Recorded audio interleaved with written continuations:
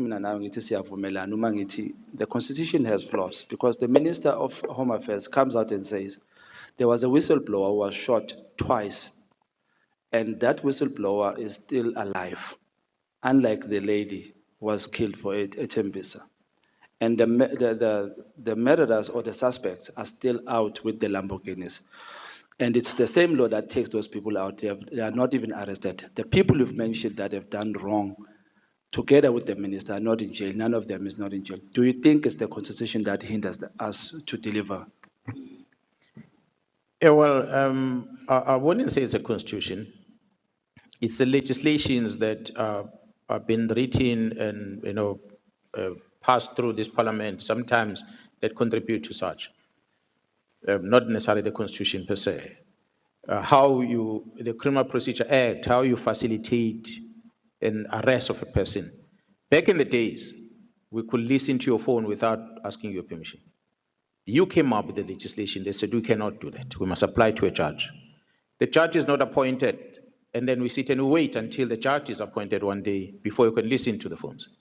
The judge is appointed, then we can listen to the phones. We arrest a criminal with the phone in his hand.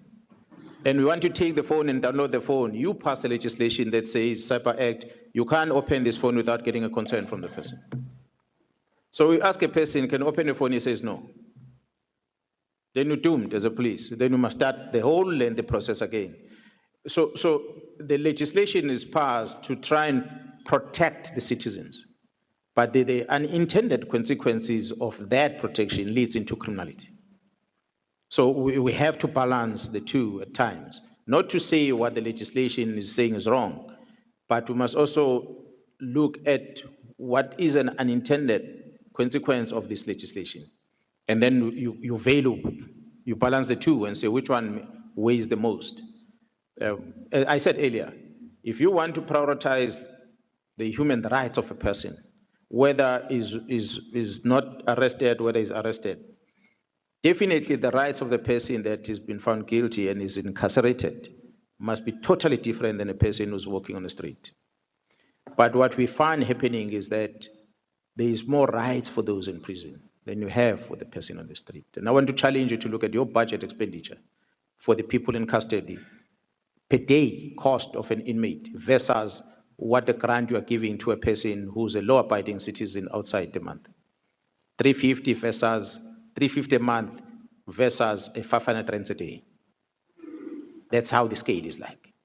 So come to prison, you're going to get education for free, you're going to get free food, you're going to get shelter, you don't run out of water, and so forth. Go outside of prison, you live in a shack. You must rob someone to have bread to eat at night. That's a reality that we find in this country.